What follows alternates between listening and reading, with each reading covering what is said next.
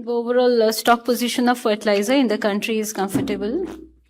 As I've already informed you before, against the stock position, the availability is already 51% across the country. Besides for this, the long-term supply agreements for inputs and finished fertilizer have played a great role in ensuring supplies. Moreover, we have a number of joint ventures, and through our missions abroad, we have been actively pursuing for engagement of other countries which are out of SOH for supply of raw materials as well as finished fertilizer to us. The sale has been brisk as ever. The Indian farmers, they have purchased about 11.38 LMT of organic manure and other fertilizers. Also, we have the data that I'll share with you, which have been purchased across the country. The sale of organic manure reflects a positive trend towards a greater adoption of organic nutrient sources and a gradual shift of the farmer's preference from the chemical fertilizer to the organic alternatives. Our domestic production is also going on as per the availability of gas. The domestic production after crisis of urea has been 71.41 lakh metric ton, of DAP about 10.04 lakh metric ton. The NPK complexes have been domestically produced to the tune of 22.96 lakh metric ton, and moreover SSP about 14 lakh metric ton. And so approximately 153.79 lakh metric ton of fertilizers through imports as well as domestic production have been added to our stock.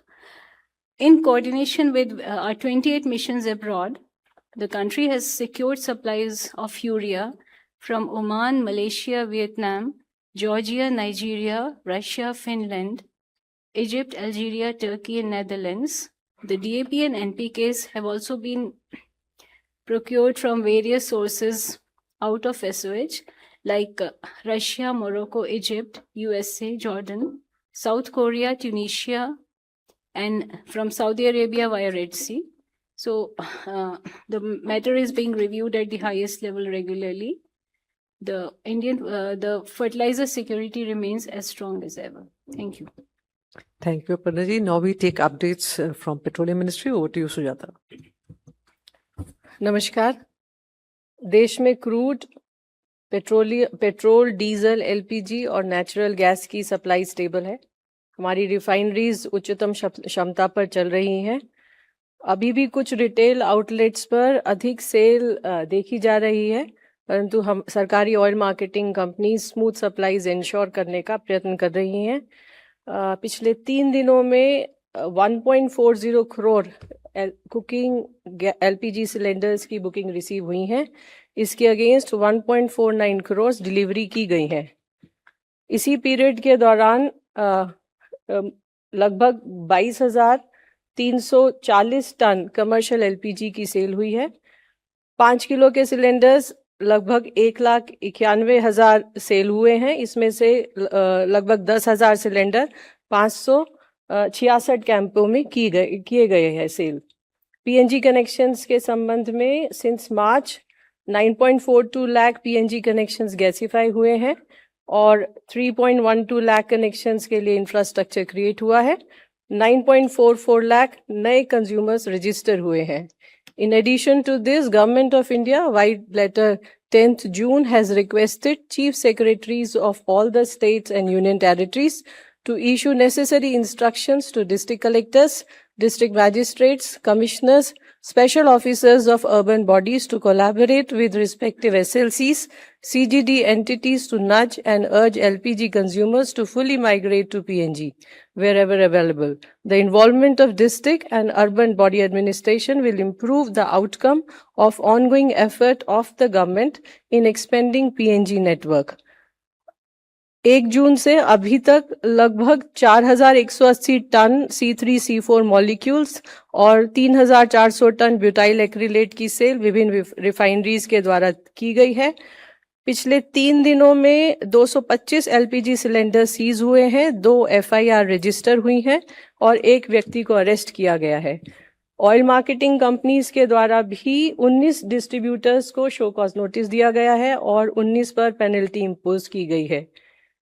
Petrol और diesel के संबंध में मणिपुर में 3,680 litre petrol seize हुआ है, 1 FIR register हुई है और 2 लोगों को अरेस्ट किया गया है।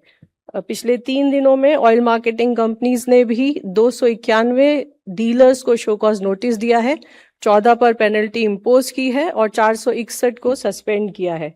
अंत में मैं सभी से ये रिक्वेस्ट करूंगी कि आइए हम सब अपने दैनिक उपयोग में ऊर्जा संरक्षण का हर संभव प्रयत्न करें।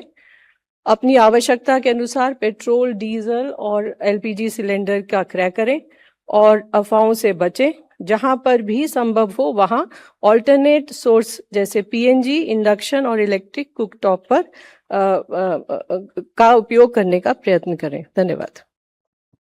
Thank you, Sujata. Now we take updates from the MEA Ministry. Over to you, Asim ji. Good afternoon, friends. We have seen that there have been several incidents involving Indian seafarers in West Asia in the last few days. We attach high importance to the welfare and well-being of our seafarers community. We need not re-emphasize this point. Yesterday, we condemned the attack on a ship off the coast of Oman, in which, unfortunately, we lost 3 Indian nationals. We had summoned the US CDA here to register a strong protest. The continuing incidents of attacks on shipping in the region are deeply worrisome and a direct result of the ongoing conflict in the region.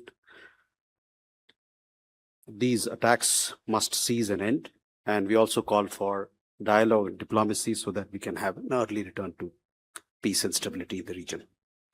More updates from my colleague. Good afternoon.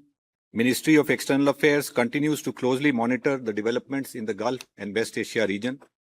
Our efforts are focused on ensuring the safety and welfare of the Indian community in the region. We are in constant touch with the state governments and union territories for sharing information and to coordinate our efforts. Our embassies and consulates across the region are proactively assisting our community.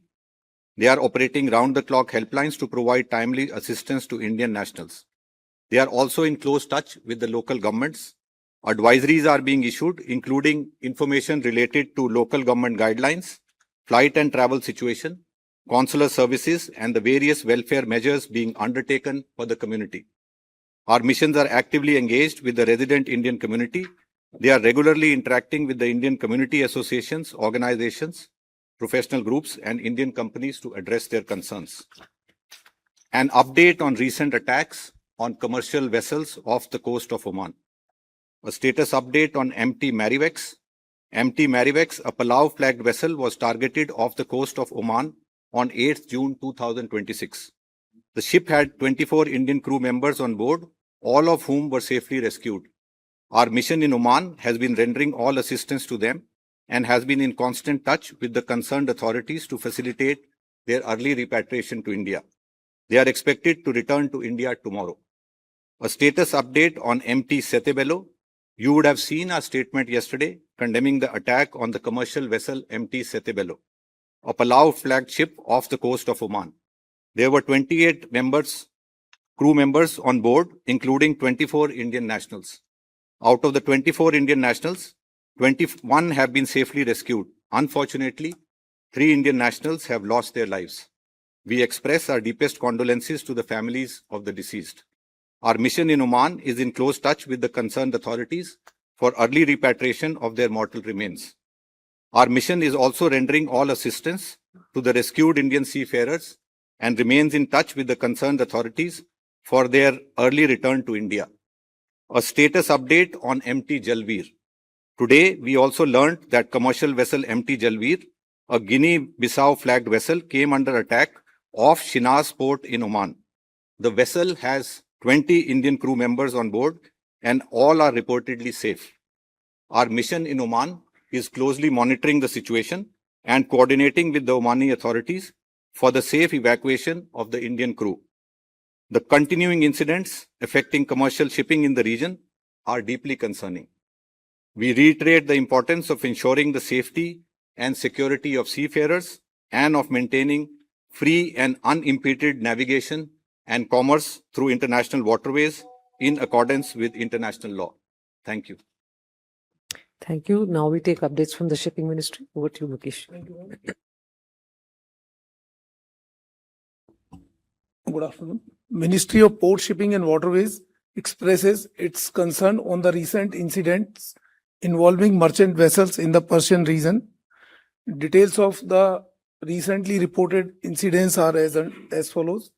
On 8th June, a fire was reported on board Palau flagged vessel MT Marvix near Omani coast.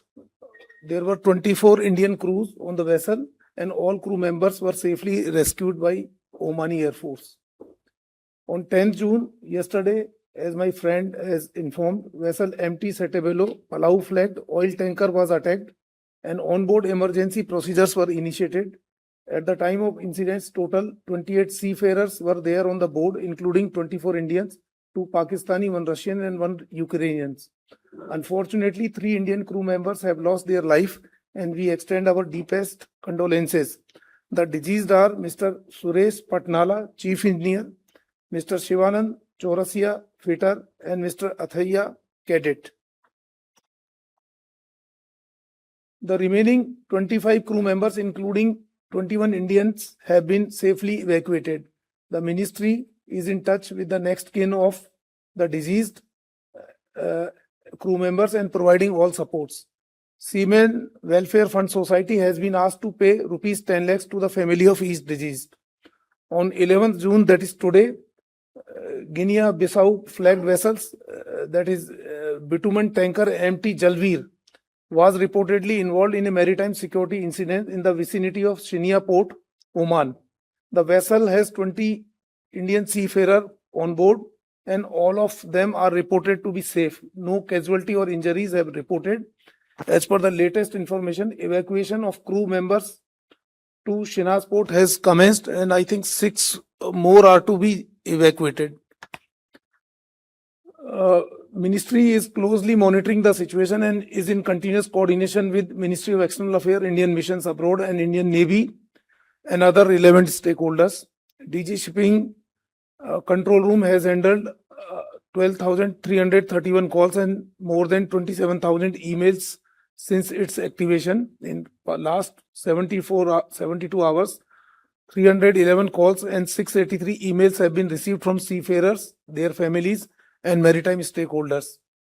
And till date, 3,500 Indian seafarers have been repatriated, including 31 in last 72 hours. Thank you. Thank you, Mukeshji. Now we'll take questions. First row. Hi sir, I'm Saurabh from Reuters. Do we know who attacked this vessel MT Jalveer?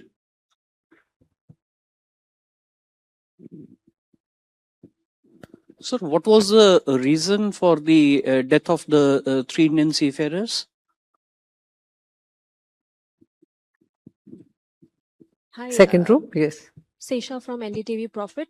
So, this is the 3rd ship with the Indian crew being attacked in the last 4 days. So, my question is basically, why were these ships being attacked despite being anchored as per their instruction, or were the ships not following the instructions given by US?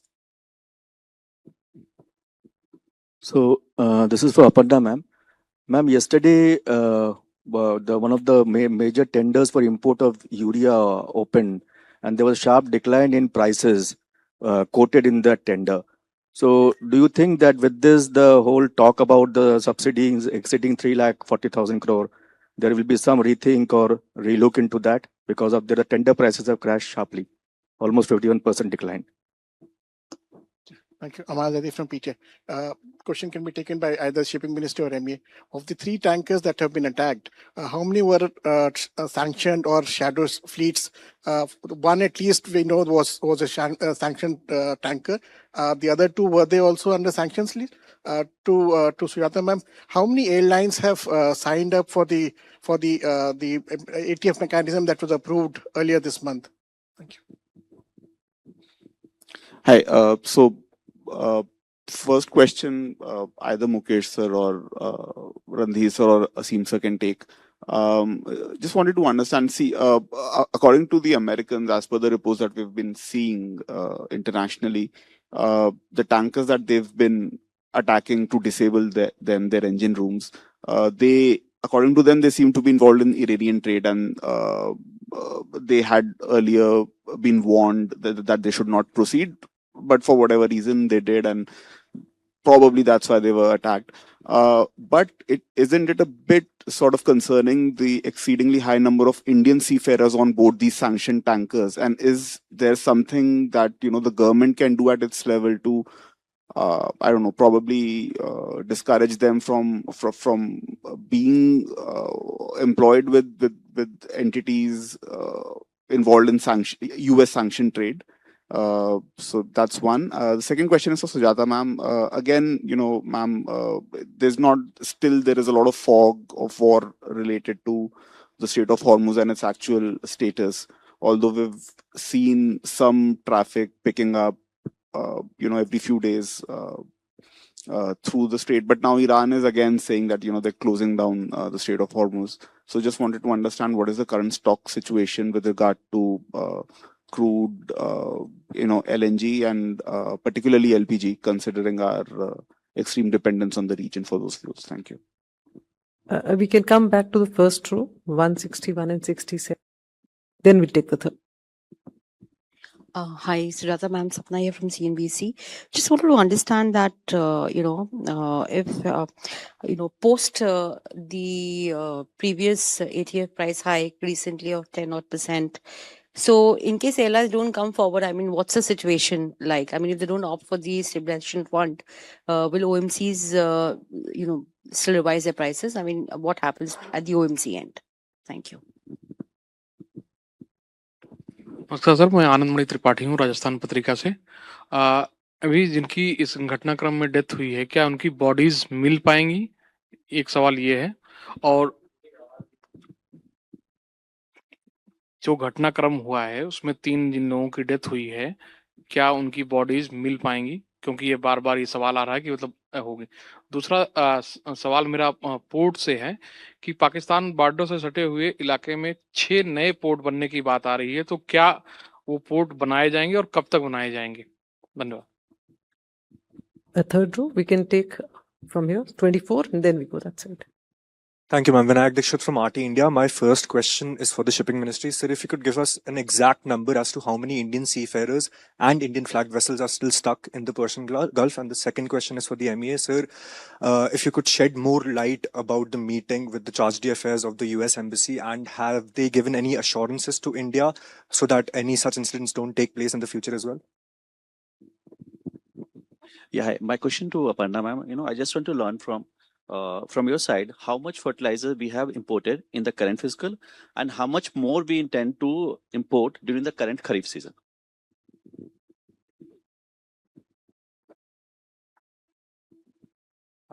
Hi, I'm Dvesh from Economic Times. Sir, now that attacks have suddenly grown again, can we expect an evacuation for Indian seafarers over there? Whether any plans to escalate evacuation processes? We have on the right side, 202.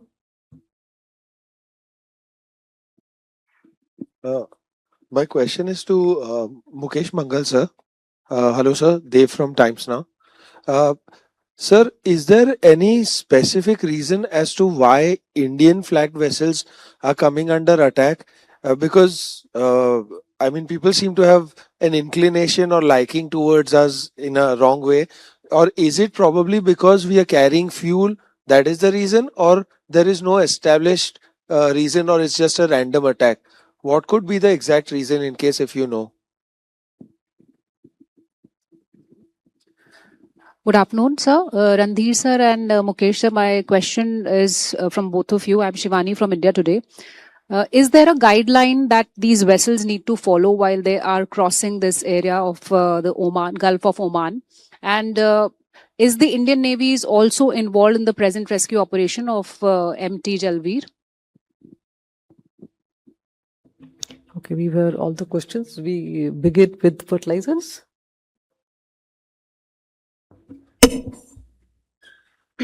Yes, the first question that was addressed to me was about relook into the subsidy matters. Yes, of course. The what has been indicated in the papers is based on the preliminary estimates, presuming the trend remains the same. But as a result of the recent tender results that have been done on behalf of the government by one of our entities, we'll definitely have a cause to reassess the subsidy figures, and we'll have a relook on that. Depends on the confirmation of the quantities and whatever reaches our ports based on the same figures. Then second question was about this what remains to be imported for the Kharif season. We have we will be importing around, say, about that depends on the domestic production. Provided the gas availability is sufficient, we may import about 10 or 20 more, and we'll also keep an eye on our stock in view of the threat of the monsoon, whatever has been predicted. So that will of course guide us through the Kharif season for our imports. So as of now, we cannot just give any figures. Thank you. Thank you, Sujata. So regarding the price stabilization fund and the agreement signed, I would like to inform yesterday MOCA has called for a meeting. I mean, they conducted a meeting with airlines and oil marketing companies. Now they will issue the detailed guidelines, and then we will come to the stage of, agreement signing. Regarding the inventories of crude, LPG, LNG, I think this was the question we are facing for the last 3 months. And every time we are telling you we have sufficient inventories, and it has been the effort on the part of government to ensure the smooth supplies of petrol, diesel, LPG, natural gas to all the consumers with minimum possible inconvenience. And I will say the same situation exists now also, and we have the stocks, rolling stocks tied up for around 2 months. And regarding the price, what will be the future, I will not be able to comment on that right now. Thank you.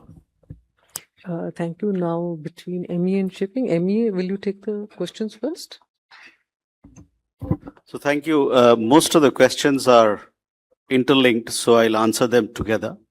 But I will address all the issues that have been raised. As I had said, that we attach high importance to the welfare and well-being of our seafaring community. As you know, that we have a large seafaring community which is spread across the world. We also have a large number of seafarers who are there in in Persian Gulf and in West Asia, and we are in touch with through our embassy and through Ministry of Shipping to ensure their welfare and well-being. When this particular attack happened on the ship Sede Bello, we lodged a strong protest with the American side. We called in the American CDA, and he was conveyed our deepest concerns on the ongoing incidents of attacks. As also, we registered a strong protest with them. We conveyed that the welfare of our seafaring community is very important, and the attacks that are happening must stop. We also conveyed that that dialogue and diplomacy is the way forward for peaceful resolution of the conflict, and that there should be unimpeded access through the Strait of Hormuz in keeping with international law. So we made our position very clear on each of these points, while reiterating how important the lives of our people are, their welfare and safety. Yes, Saurav, to answer your question, these attacks came from the US naval US Navy that is stationed there. As you would have seen in the various reports, as also in what was clarified through our statements and otherwise from this podium, the 3 ships that have been involved in the incidents are foreign flagged. So one was two of them are Palau flagged, and the third one, which came under attack today, is Guinea flagged. So that is, they are not Indian owned ships, they are all foreign flag ships. I also understand that 2 of them are OFAC sanctioned ships, and one of them also is in the category of non-compliant ship. So that you must bear in mind. There are आपने पूछा कि 3 जो लोग जिनकी मृत्यु हुई है क्या उनकी पहचान हो गई है, तो तीनों लोग जो मरे उनके बारे में उनका आइडेंटिफिकेशन हो चुका है, और अभी हमारा प्रयास ये चल रहा है कि जल्द से जल्द उनके जो पार्थिव शरीर है उसको भारत भेजा जाए. I hope with that I have clarified all the questions. I am not sure if we had Shivani, if I have answered your question. So one thing I would reiterate here is that, as I told you, on guidelines part, maybe Ministry of Shipping can throw some light, but to emphasize that 2 of them, this is what we understand, are OFAC sanctioned ships, and one of them is a non-compliant ship. Thank you. Sorry? Yes, we have registered a strong protest. No, this was yesterday evening, we conveyed a strong protest at the attack that happened, in which 3 Indian lives have been lost. Now Mukesh ji will answer the questions. Yes. So there was a question that are they following the guidelines while passing through Omani water? So once again, I would like to state that the international waters are free for sailing unless they comes within the port area. So then only they have to move as per the directions of the port authorities, but otherwise it is free. Like wherever the canals are there, which have been constructed by some countries like Suez Canal, etc., there the control is there, but otherwise sea water are free. That is number 1. Number 2, it was asked how many Indian seafarers are there. So at present 562 Indian seafarers are there on Indian flagged vessel, 329 in Persian Gulf region west of Hormuz, and 233 in Gulf of Oman. 562 Indian seafarers are on Indian flagged vessels. This 562 is like that, like this 329 in the western side of the Strait of Hormuz, and 233 in the Gulf of Oman, that is east of Strait of Hormuz.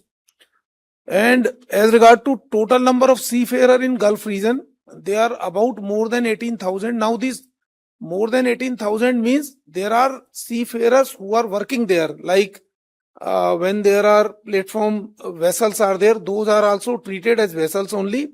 So they are working there, they are workers, and many of them are living in Gulf region. So around 18,000 or more seafarers are there in whole Gulf region. Indian seafarer, है ना?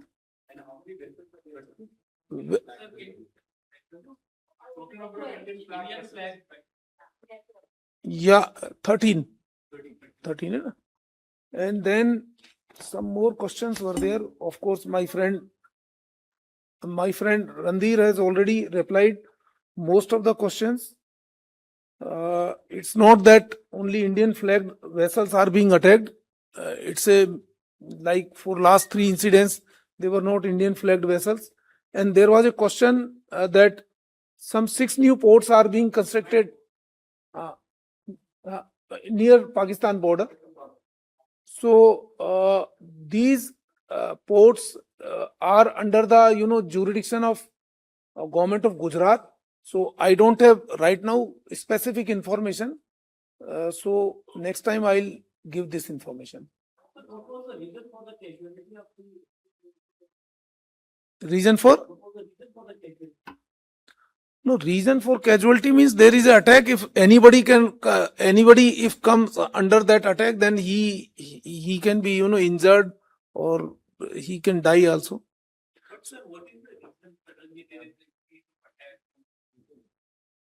So that actually my friend Randhir has already explained what is the reason for attacks.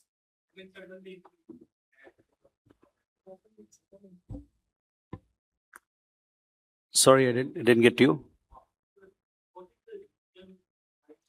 I mean, you all understand that there is a conflict going on in the region, and there are parties who are involved in it. You are also following developments that are happening there. We, on our side, also take note of the developments. If you piece them together, you will get a sense what's happening. It's a conflict zone. It's as clear as that.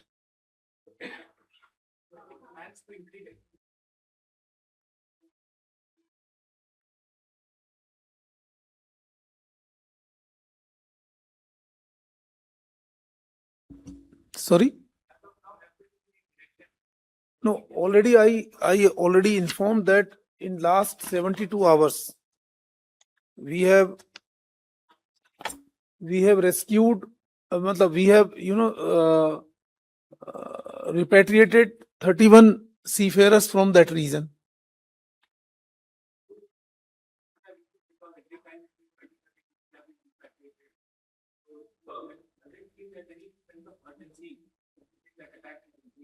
No, actually, it all depends on how many seafarers are willing to come. Again, there are multiple dimensions of this issue. Like earlier, all the flights were, cancelled. Most of the flights were cancelled from Middle East region. Then flights started, and then suddenly now this situation is again, going in different ways. So it all depends. How many seafarers are willing to come? What are the facilities available? We have repatriated the seafarers through other countries also. But if there is a need, we will increase our effort.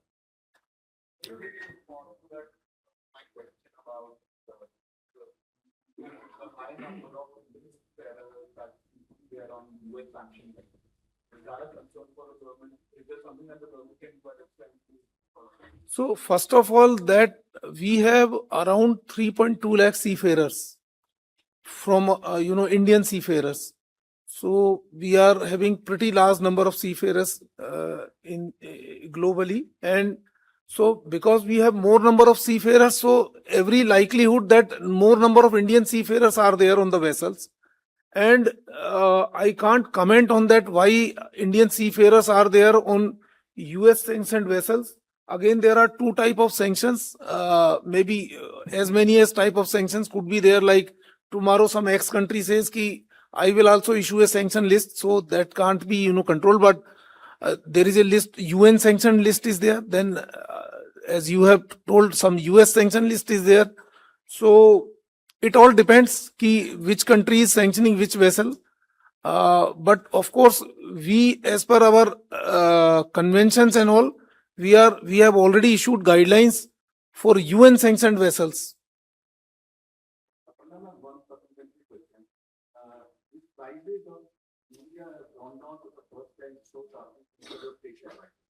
Do you think it is sustainable and it will continue in the coming months? And why do you think the prices have come down so sharply in just 2 months? I could not introduce myself. I'm continuing to come with the channel.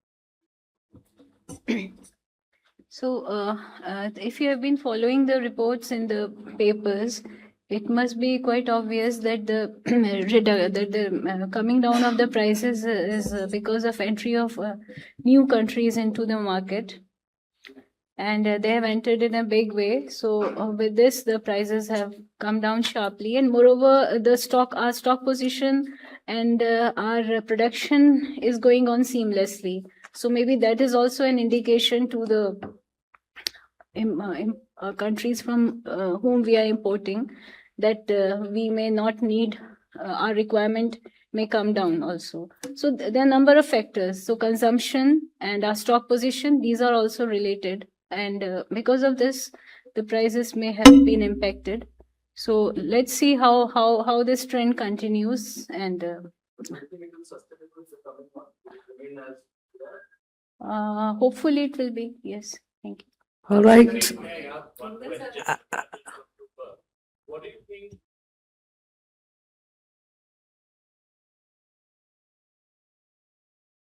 We know that you summoned the CTA yesterday. And parallelly, President Trump was congratulating Prime Minister for the successful year of premiership. We are discussing trade deals. Broadly, what do you think is the takeaway? Okay, we'll take one last question, 280. Thank you, ma'am. One sec, let him ask question, then we'll run the Manil Handa, the question is to Mukesh ji. Mukesh ji, in the conflict zone, as you have said about the things where you have been questioned, if I understand it right, the conflict zone, your take is like Indian vessels are not being attacked more than the other countries' vessel, and the cargo, Indian bound, cargo which is Indian bound, and the seafarers who are Indians on various ships. Is that your assessment, your take on that? Or we have reports that something more is also happening? I'm not saying that Indian vessels are attacked less or foreign flagged vessels are attacked more, or vice versa. What I'm telling that it is not that only Indian flagged vessels are being attacked. You can see that last three vessels, like first was MT Marivex, that was Palau flagged vessel, then Setevelu, again Palau flagged vessel, and then third one is this Jalveer. This is Guinea-Bissau flagged vessel. So if we see the last three vessels in this region, all of them are foreign flagged vessels, and because we are more discussing the vessels where Indian seafarers are there. So that is why these vessels are coming into picture. There may be some vessel which has been attacked, some foreign flagged vessel which has been attacked, but there are no Indian seafarer is there. So probably we are not discussing that vessel here. We are only and only discussing when the vessel is either Indian flagged or foreign flagged or Indian seafarers are there. So that is why it gives some impression that only Indian flagged vessels are being attacked. So that is not the correct thing. That is what I mean to say.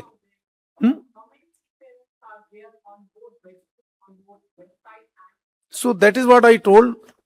I told that 562 Indian seafarers are there on Indian flagged vessels, 329 in west side of the Strait of Hormuz and 233 on the east side. Okay, last word by Randir ji.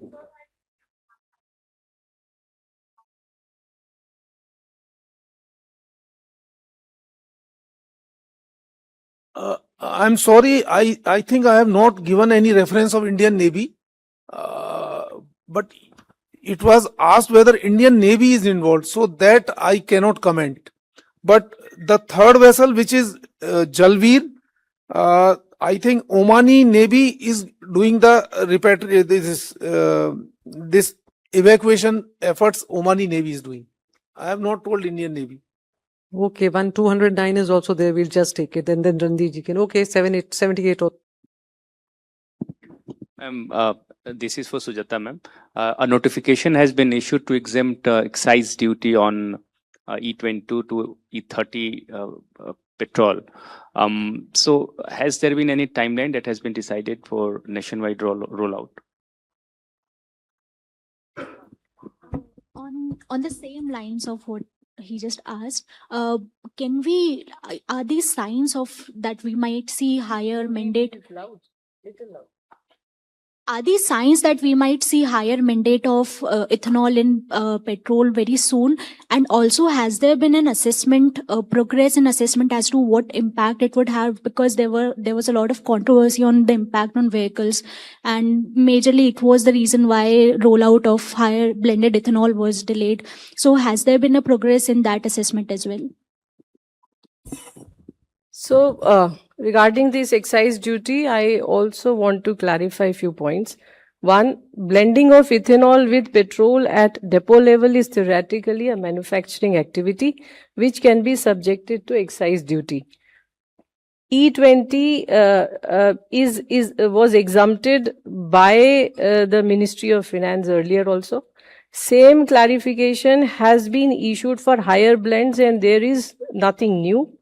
With higher BIS standards available, the same excise duty waiver has been extended to E22, 25, 27 and E30. This is a preliminary prerequisite for eventually introducing higher blends, but does not convey anything about rollout of higher blends as of now, as that will only be done after extensive testing and consultation. Thank you. Thanks, Sujata. Randhirji. Rajesh, answering your question, we have lodged a very strong protest, and that was the reason why the CDA was summoned yesterday late evening to the Ministry of External Affairs. It is our expectation that due note will be taken of our protest.